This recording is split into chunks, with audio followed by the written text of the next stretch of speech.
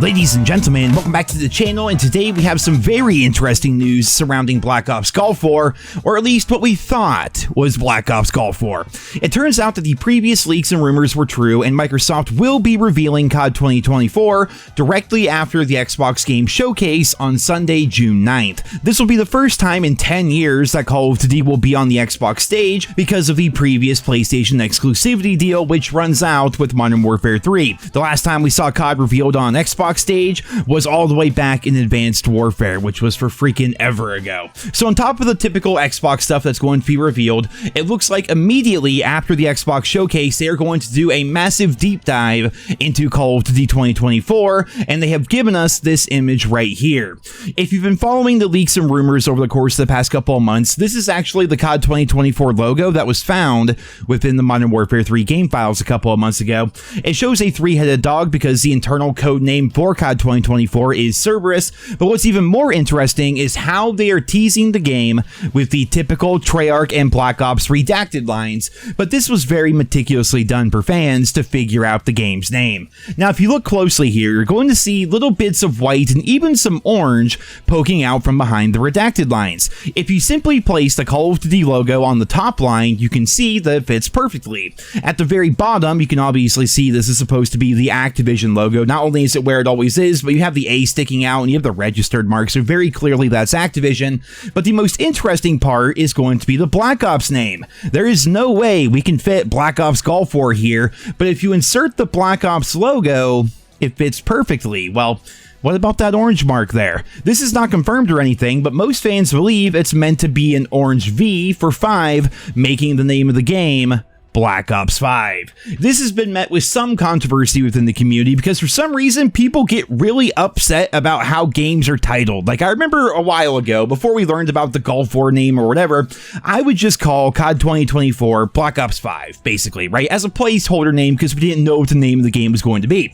And then you have people flying out of the woodwork, actually Cold War is the 5th Black Ops game, so it would technically be Black Ops 6. And then you ask them about World at War, which is set in the Black Ops timeline, so where does that fall into everything? And then they get all confused and upset, like, dude, it really doesn't matter. We are playing a franchise that had a game called Call of Duty 4 Modern Warfare, and then we had Modern Warfare 2 and Modern Warfare 3, and then in 2016 we had Modern Warfare Remastered, which came out 3 years before Modern Warfare, and then they just reused the old Modern Warfare 2 and Modern Warfare 3 names and changed the letters to numerals. Like, we all just agree that the naming and branding in Call of Duty has been pretty terrible. I think Black Ops 5 is a fine name for the game. It's way more simple than Black Ops Gulf War, and believe me, as like a YouTuber who has to title and tag and optimize videos for search algorithms and all that nonsense, simpler is better. If you have like this giant name, it doesn't really work out nearly as well. The Black Ops name is iconic. Obviously, you have to have that in there.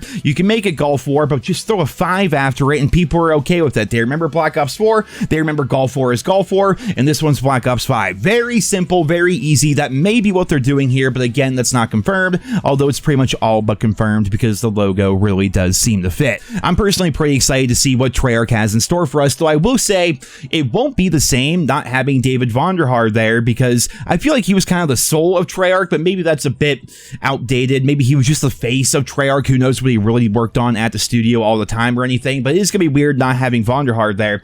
And speaking of the soul of the game, it was revealed a couple of days ago via a job listing, and this is not really crazy news, but it's kind of interesting, that Treyarch has been using generative AI for their game, which is something that Microsoft has really been pushing for their studios to do. That's interesting to me because back in the day, right, I used to really appreciate all the little things, right? As a Fallout fan, for example, I appreciate all the little environmental storytelling, every little set piece and things like that. And back in the day, everything in the game was very meticulously created and placed by a person. Those trees in the background of the map, the brickwork, the grass, the foliage, everything, right? Well, nowadays, who knows? Most of that stuff might just be created by AI, and then maybe a person has to approve it. Like, I don't claim to be a game developer or know how things are handled internally, but I can say from a fan perspective that a bit of the magic of the game and the universe is lost if we know that computers just design these things. Like, I saw on Twitter, it was actually the Modern Warfare 2 Ghost. He's very much into unlocking all the calling cards in COD, like that's one of his favorite things to do, and he's had the sneaking suspicion that in the past couple of years, the calling cards were just generated by AI AI as compared to an actual artist. And that would kind of make sense, because think about how many calling cards are in every single COD. Are we talking like 5,000 plus? You're telling me like an actual artist went through and designed every single one of them? And if you look at them, a lot of them just don't even really make all that much sense. Like, they're just very sloppily put together. The image itself has nothing to do with the challenge like it did back in the day. Like, I think AI may actually be handling things like calling cards, and who knows what else they may be handling. I will once again say that from a fan perspective, you lose a bit of that magic if we know for a fact that AI is actually making things, as compared to a person who just wanted to add more detail to the game or add more detail to the world and make things more immersive and make things more fun. But who knows? I mean, people have been saying that COD has been developed by AI for years now, so I guess we're just going to have to wait and see. But ladies and gentlemen, Call of Duty Black Ops 5, as it's apparently going to be called, is going to be revealed on Sunday, June 9th, right after the Xbox showcase. And as always, I will keep you all posted as we learn more and as more information comes out. But for right now, that's pretty much it. And again, just because they've officially revealed that now, you know that the leaks and the rumors and industry insiders are going to be coming out of the woodwork here. So I imagine it's going to be a very interesting couple of weeks in regards to leaks for Black Ops 5. And again, stay tuned to the channel here. I'll keep you guys posted as we learn more and as more updates come out.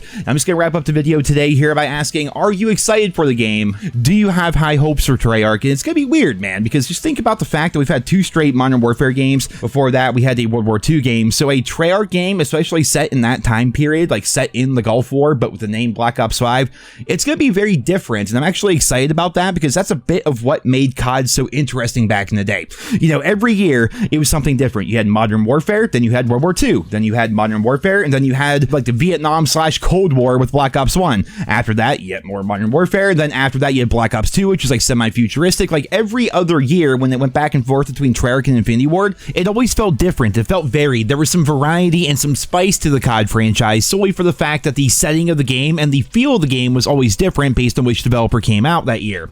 Unfortunately, we don't really have much of that anymore. They're all working on essentially the same engine, so even with Black Ops 5 and with it being a Treyarch game, it's still going to kind of feel like Modern Warfare. It's going to have like the same movement, the same gunplay, the same everything, which is something we lost over the years. I enjoyed going from the Infinity Ward engine to the modified Infinity Ward Treyarch engine back and forth every single year. We don't really get that anymore, which is a bit unfortunate, but Black Ops Cold War, in my opinion, is arguably, if not the best Warzone era COD, so I'm interested to see what Treyarch has in store for us. And once again, as always, I will keep you guys posted. But for right now, that's it for this video here today. I hope you enjoyed it. Leave your thoughts and feedback down there in the comments. Thank you all so much for listening, and I hope you guys all have a wonderful day.